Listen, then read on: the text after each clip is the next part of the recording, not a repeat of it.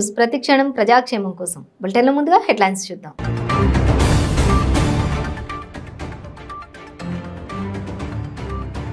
TDP అధినేత చంద్రబాబు నాయుడు కుప్పం పర్యటనలో ఉద్రిక్తత, అడుగడుగున అడ్డంకులు సృష్టిస్తున్న పోలీసులు.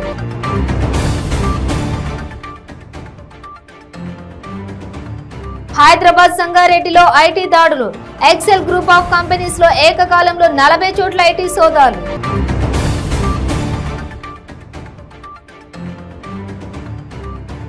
కుమ్రం భీం ఆసిఫాబాద్ జిల్లా కన్నెపల్లిలో విషాదం, దాగుడు మూతలు ఆడుతూ ఊపిరాడక బాలుడు మృతి.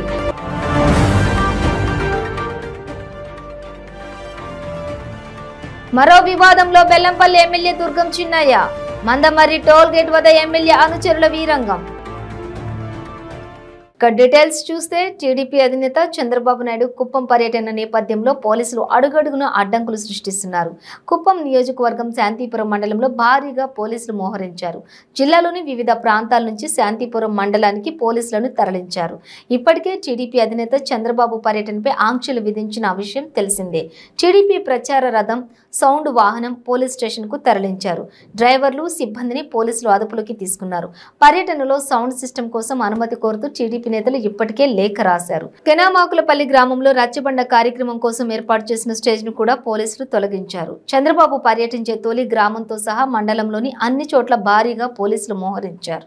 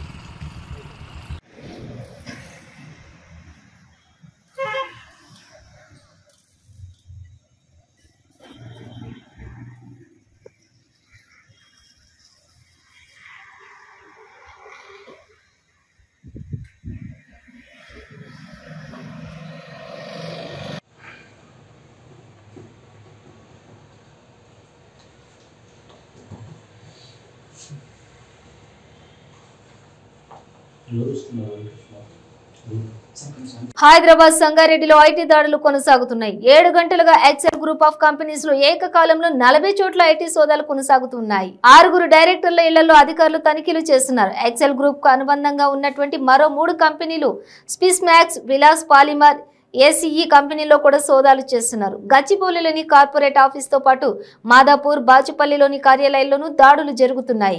రబ్బర్ ఇంపోర్ట్స్ అండ్ ఎక్స్పోర్ట్స్ లో భారీగా తేడాలు, అవకతవకలు జరిగినట్లుగా గుర్తించారు. ఈ కంపెనీల డైరెక్టర్లుగా Sirisha Gangaram, Vasudeva Reddy Gangaram, Manjusha Gangaram, Raghunatha Reddy Gangaram, Shabuddin Habib Syed, Bademiya petrol bunk owners Madhava Reddy Baddevolu ఉన్నారు.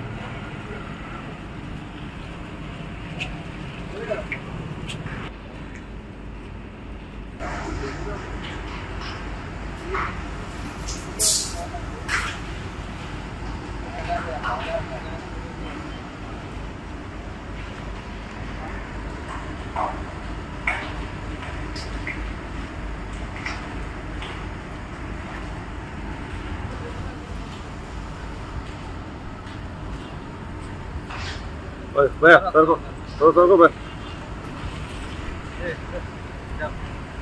దాగుడు మూతలు ఆడుతూ ఇంట్లో నిల్వ చేసిన పత్తి కుప్పలో దాక్కున్న ఓ బాలుడు మృతి చెందిన ఘటన కలకలం రేపుతోంది.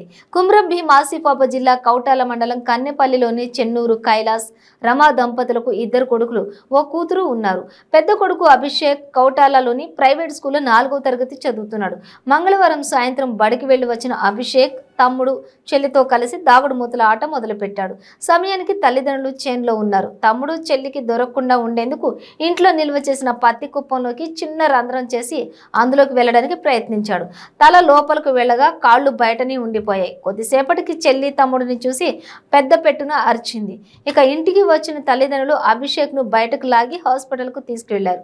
అయితే అప్పటికి అభిషేక్ చనిపోయాడని డాక్టర్ చెప్పడంతో కన్నీరు మున్నీరయ్యారు.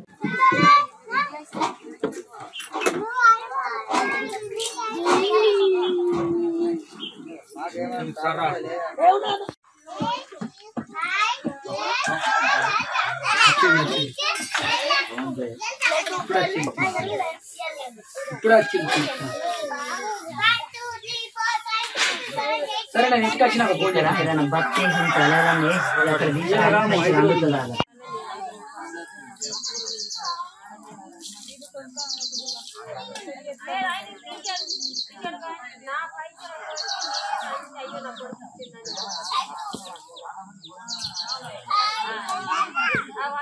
బాసర సరస్వతి అమ్మవారిపై రేంజర్ల రాజేష్ చేసిన వ్యాఖ్యలకు నిరసిస్తూ బాసరలోని హంసవాహిని పాఠశాల విద్యార్థులు భారీ ర్యాలీ నిర్వహించారు.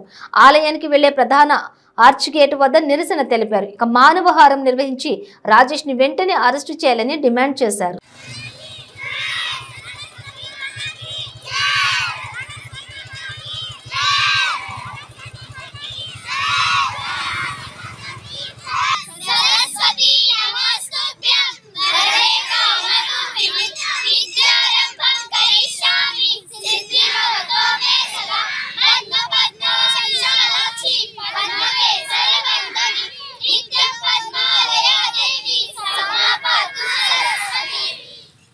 మాట్లాడిన రేంజర్ రాజేష్ పైన కఠినమైన చర్యలు తీసుకోవాలని విద్యా సంస్థలన్నీ కోరుకుంటున్నాము.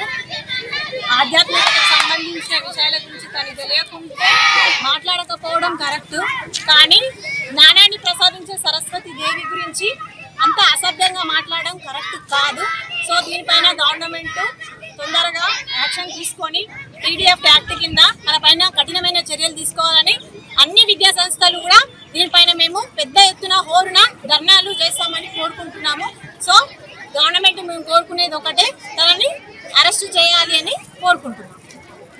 దుర్మార్గుడు ఈ సరస్వతి మాత పైన జ్ఞానాన్ని ప్రసాదించే ఈ జ్ఞాన తల్లి సరస్వతి మాత పైన అతనికి కూడా జ్ఞానం ప్రసాదించే కదా ఈ మా వ్యాఖ్యలు చేసిండు. ఇలాంటి మూర్ఖుడిని వెంటనే ప్రభుత్వము అరెస్ట్ చేసి పీడీ యాక్ట్ కింద వాని కఠినమైన శిక్ష విధించాలని, ఇక ముందు ఇలాంటి వ్యాఖ్యలు ఎవరు కూడా చేయవద్దు అని చేయకుండా చేయాలని గవర్నమెంట్ మేము ఒకటే కోరుకుంటున్నాము. లేని ఎడల వాని వెంటనే అరెస్ట్ చేయని ఎడల అన్ని విద్యా సంస్థలు కలిసి మేము ఇంకా పెద్ద మొత్తంలో ఆందోళన చేపడతామని మేము బాసర హంసవాహిని స్కూల్ తరఫున మేము కోరుకుంటున్నాము. గుంటూరు ఘటనను చిలువలు పలువలు చేసి మాట్లాడడం సరికాదని మైలవరం ఎమ్మెల్యే వసంత కృష్ణప్రసాద్ వ్యాఖ్యానించారు. ఉయ్యూరు శ్రీనివాస్ నాకు మంచి మిత్రుడని, ప్రవాసాంధ్రుల వలన దేశానికి మంచి జరుగుతుందన్నారు. శ్రీనివాస్ పేదల పట్ల అభిమానం ఉన్న వ్యక్తిని, ప్రజలకు నష్టం జరగాలని ఇలాంటి కార్యక్రమాన్ని చేయరన్నారు. టీడీపీతో కలిసి కార్యక్రమం చేశారు కాబట్టి శ్రీనివాస్ పై ఇలా వివాదాలు ముసురుకుంటున్నాయని, సేవా కార్యక్రమాలు చేయడం మంచి పని, ఇలా ప్రవర్తిస్తే భవిష్యత్తులో ప్రవాసాంధ్రులు మనకి సేవా కార్యక్రమాలు చేయడానికి ముందుకు రారని ఆయన అన్నారు.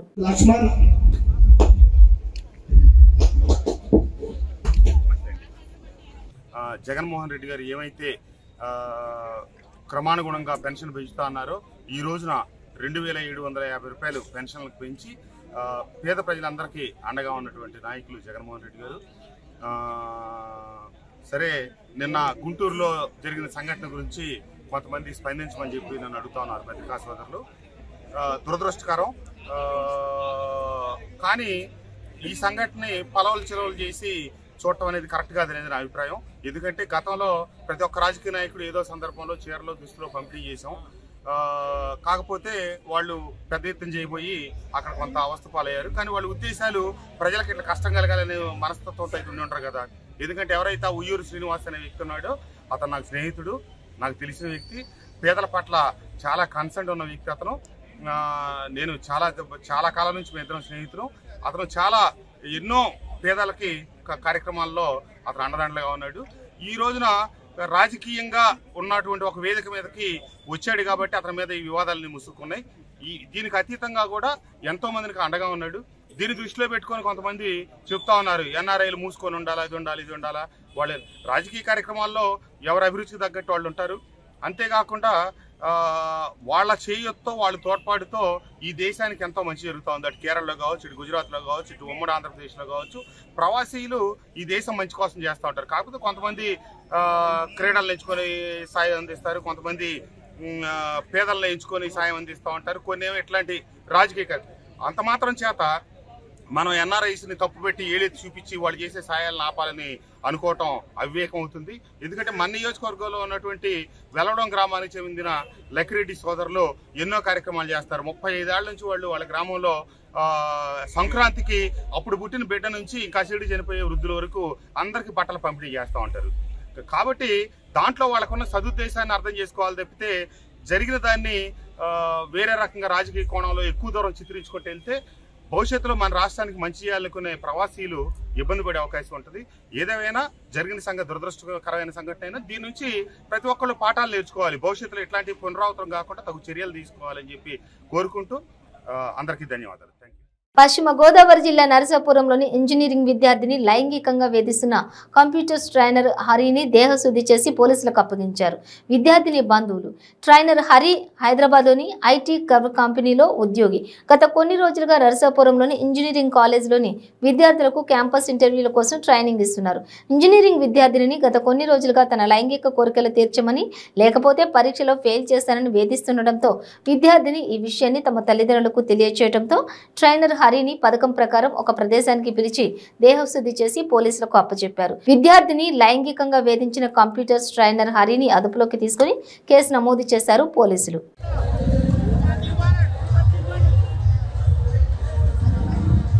స్వతంత్ర కాలేజీలో బీటెక్ సెకండ్ ఇయర్ చదువుతున్న ఒక విద్యార్థిని ఆ కాలేజీకి సంబంధించిన టెంపరీ టెక్నికల్ ట్రైనర్ హరి అని అతను అమ్మాయి పట్ల అసభ్యంగా ప్రవర్తించి అమ్మాయిని ఇబ్బంది పడుతున్నందుకు అమ్మాయి ఈరోజు పోలీస్ స్టేషన్లో కంప్లైంట్ ఇవ్వడం జరిగింది.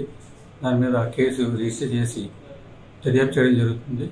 ఆ వ్యక్తిని కూడా అదుపులో తీసుకుని కోర్టు ముందు హాజరుపరచడం జరుగుతుంది. ఇతను ఏ కంపెనీలో పనిచేస్తుంది? ఎక్కడి నుంచి వచ్చాడు? సొంత ఊరు చిత్తూరు జిల్లా. అయితే ఇక్కడ ఆటోమేటిక్ రేసింగ్ సంబంధించి టెక్నికల్ ట్రైనర్ కింద సుమారు 2 నెలల నుంచి పనిచేస్తున్నాడు. అది పర్మనెంట్ ఫ్యాకల్టీ కాదు, టెంపరీగా మాత్రం పనిచేస్తున్నాడు. దాని మీద కేసు రిజిస్టర్ చేయడం జరుగుతుంది. తిరుమల శ్రీవారి సేవలలో అంతర్జాతీయ టేబుల్ టెన్నిస్ క్రీడాకారిణి నైనా జైస్వాల్ పాల్గొన్నారు. ఉదయం నైవేద్య విరామ సమయంలో కుటుంబ సభ్యులతో కలిసి శ్రీవారి సేవలో పాల్గొని మొక్కులు చెల్లించుకున్నారు. అనంతరం రంగనాయకుల మండపంలో పండితులు వేదాశీర్వాదం పలకగా ఆలయ అధికారులు స్వామివారి తీర్థ ప్రసాదాలు అందజేశారు.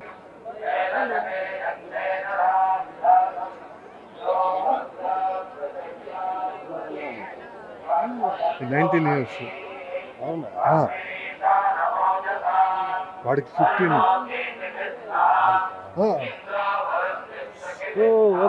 ఓకే ఐడియా వచ్చిందా?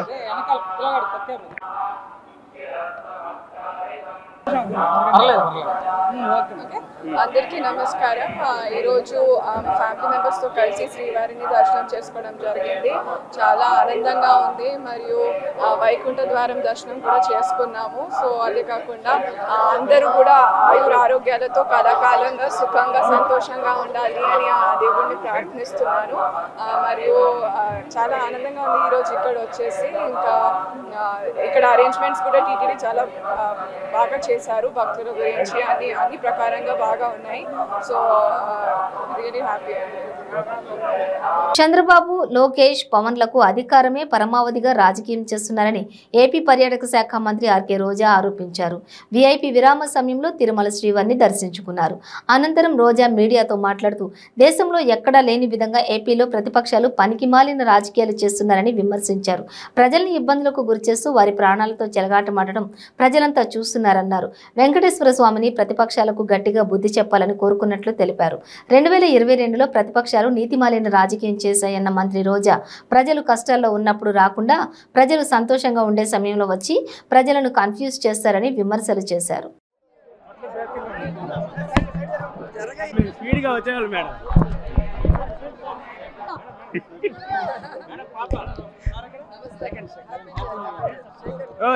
లేదు రండి. తిరిగే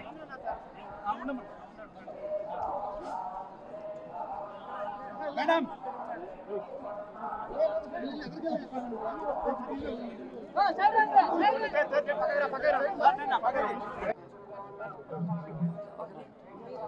సో 2023 ఈ రాష్ట్రంలో ఉన్న వాళ్ళకి, ప్రపంచంలో ఉన్న తెలుగు వాళ్ళందరూ, అలాగే మా అత్తగారు వాళ్ళైన తమిళ వాళ్ళందరూ కూడా సుఖంగా, సంతోషంగా, ఆరోగ్యంగా, అలాగే సక్సెస్ఫుల్గా ఉండాలని మనస్ఫూర్తిగా కోరుకుంటున్నాను. అండ్ నిన్న వైకుంఠ ఏకాదశి, నిన్న మేము విజయవాడలో కనకదుర్గమ్మని మరి ప్రార్థించుకున్నాము. అలాగే టీటీడీ వెంకటేశ్వర స్వామిని, ఇక్కడికి రాలేకపోయాం. సో ఈరోజు ద్వాదశి, ఈరోజు పవిత్రమైన రోజు. ఈరోజు స్వామివారి ఆశీస్సులతో మళ్ళీ మేము కుటుంబ సమేతంగా ప్రజాసేవకై బయలుదేరాము. ఖచ్చితంగా భగవంతుడి ఆశీస్సులు మా ప్రియతమ ముఖ్యమంత్రి జగన్మోహన్ రెడ్డి గారికి పుష్కలంగా ఉండాలి. ఈ రాష్ట్రాన్ని అభివృద్ధి వైపుకు పరుగులు తీయించాలి. అలాగే ప్రజలందరి జీవితాల్లో వెలుగుని నింపుతున్నారు, ఇంకా నింపాలి. అలాగే మా అందరినీ కూడా జగనన్న ఆశీర్వదించాలని మనస్ఫూర్తిగా కోరుకుంటున్నాం.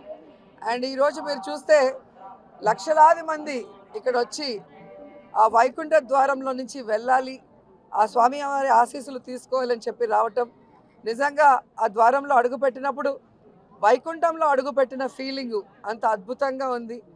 సో ఎన్నిసార్లు చూసినా, ఎన్నిసార్లు వచ్చినా కూడా మళ్ళీ మళ్ళీ రావాలనిపించేదే తిరుమల ప్రత్యేకత అండ్ వెంకటేశ్వర స్వామి ప్రత్యేకత. సో ఈరోజు స్వామి వారిని చూసుకుంటూ మరి ఆయన ఆశీస్సులతో ఈ ప్రపంచంలో మళ్ళీ కరోనా అనేది రాకుండా, మళ్ళీ ఆ వైరస్ వల్ల ఎవరు ఇబ్బంది పడకుండా మనం అందరం కూడా నార్మల్ లైఫ్లో హ్యాపీగా ముందుకు వెళ్ళాలని కోరుకుంటున్నాను. అండ్ ఈ రాష్ట్రంలో చూస్తే దేశంలో ఎక్కడా లేనటువంటి విధంగా ఒక పనికిమాలిన ప్రతిపక్షాలు, పనికిమాలిన రాజకీయాలు చేస్తూ ఏ విధంగా ప్రజల్ని ఇబ్బంది పెడుతూ ప్రజల ప్రాణాలతో చెలగాటమాడుతున్నారో మనం కళ్ళారా చూసాం. వారందరికీ కూడా మరి వెంకటేశ్వర స్వామి గట్టిగా బుద్ధి చెప్పాలి అని చెప్పి మనస్ఫూర్తిగా కోరుకుంటున్నాను. ఎందుకంటే 2022లో వాళ్ళ రాజకీయాలు చూసాం, నీతిమాలిన రాజకీయాలు. ప్రజలు కష్టాల్లో ఉన్నప్పుడు రారు, ప్రజలకు అవసరమైనప్పుడు రారు, ప్రజలు సంతోషంగా ఉన్నప్పుడు వచ్చి ప్రజల్ని కన్ఫ్యూజ్ చేయటము, ప్రజల ప్రాణాలు తీయటము, వారికి పేదరికంలో ఉన్న వాళ్ళకి ఆశ చూపించి వారి కాళ్ళు చేతులు ఇరిగిపోయేలాగా చేయటము అనేది ఆ ప్రతిపక్షాలు చేపట్టిన కార్యక్రమం. నిజంగా ఇలా ప్రజల జీవితాలతో చెలగాటిన ఆడిన వారికి మరి దేవుడు గట్టిగా బుద్ధి చెప్పాలి, ప్రభుత్వం గట్టిగా బుద్ధి చెప్పాలి అని డిమాండ్ చేస్తున్నాం. భగవంతుడిని మనస్ఫూర్తిగా కోరుకుంటున్నాం. ఎందుకంటే మొన్న కందుకూరులో 8 మంది ప్రాణాలు అన్యాయంగా తీసిన చంద్రబాబు నాయుడు మళ్ళీ బుద్ధి లేకుండా వెంటనే గుంటూరులో ఏ విధంగా పేదవాళ్ళకి నిత్యావసర వస్తువులు ఇస్తాము, అలాగే వాళ్ళకి చీరలు ఇస్తామని చెప్పి ఆశ చూపించి వాళ్ళ 3 ప్రాణాలు పోయాయి. 30 మంది క్షతగాత్రులై చాలా మంది ఆడవాళ్ళు కాళ్ళు ఇరిగిపోయి చేతులు ఇరిగిపోయి బాధపడుతుంటే కనీసం మానవత్వం లేకుండా, కనీసం వారిని పరామర్శించాలన్న ఇంగిత జ్ఞానం కూడా లేకుండా హైదరాబాద్కు వెళ్ళిపోయి వాళ్ళు జల్సాగా ఉన్నారు అంటే వాళ్ళు అసలు మనుషులేనా అని నేను అడుగుతున్నాను. ఈరోజు పవన్ కళ్యాణ్ ప్రజల కోసం పార్టీ పెట్టానంటాడు. మొన్న 8 మంది చనిపోయారు, నిన్న 3 చనిపోయారు, ఎంతమంది ప్రాణాలు కొట్టుమిట్టాడుతుంటే కనీసం నోరు మెదపలేదు, అక్కడొచ్చి వాళ్ళని పరామర్శించలేదు, అక్కడికి వచ్చి వారికి డబ్బులు అనౌన్స్ చేయలేదు. కానీ ఇప్పటంలో అన్యాయంగా అక్రమంగా ఆక్రమించుకున్న గోడలు కొట్టేస్తే మాత్రం అదేదో పెద్ద తప్పైనట్టు నోటీసులు ఇచ్చిన వాటికి వచ్చి హడావిడి చేసిన వాడు, ప్రాణాలు పోయిన వాళ్ళకి, కాళ్ళు చేతులు ఇరిగిపోయిన వాళ్ళకి మరి డబ్బులు అనౌన్స్ చేయాలని తెలీదా, పరామర్శ చేయాలని తెలీదా అని అడుగుతున్నా. దీన్ని బట్టి ప్రజలు అర్థం చేసుకోవాలి. చంద్రబాబు నాయుడు కానీ, పవన్ కళ్యాణ్ కానీ, లోకేష్ కానీ వాళ్ళకి అధికారమే పరమావధి తప్ప వారికి ఎక్కడా కూడా ప్రజల మీద ప్రేమ లేదు అనేది స్పష్టంగా అర్థమవుతుంది.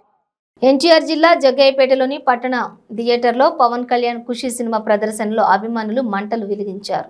జగ్గయ్యపేటలోని G3 కమలా థియేటర్లో అభిమానులు అత్యుత్సాహం ప్రదర్శించారు. థియేటర్లో పడిన పేపర్స్ అన్నింటినీ పోగు చేసి మంటలు వేయడం పెద్ద కలకలం రేపింది. స్క్రీన్ దగ్గర మంటలు వేసి డాన్సులు చేశారు అభిమానులు. ఇలా మంటలు వేయడం సరికాదని సర్ది చెప్పబోయిన థియేటర్ మేనేజర్పై దురుసుగా ప్రవర్తించారు. దీంతో థియేటర్ యాజమాన్యం పోలీసులకు ఫిర్యాదు చేసింది.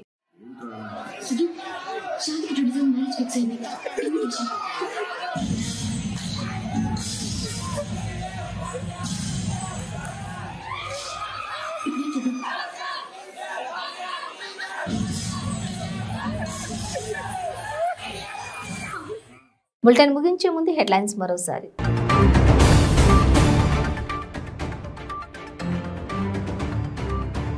టీడీపీ అధినేత చంద్రబాబు నాయుడు కుప్పం పర్యటనలో ఉద్రిక్తత, అడుగడుగున అడ్డంకులు సృష్టిస్తున్న పోలీసులు.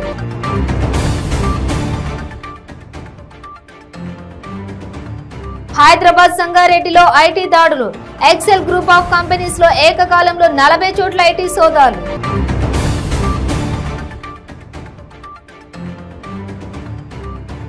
కుమ్రం భీం ఆసిఫాబాద్ జిల్లా కన్నెపల్లిలో విషాదం, దాగుడు మూతలో ఆడుతూ ఊపిరాడక బాలుడు మృతి.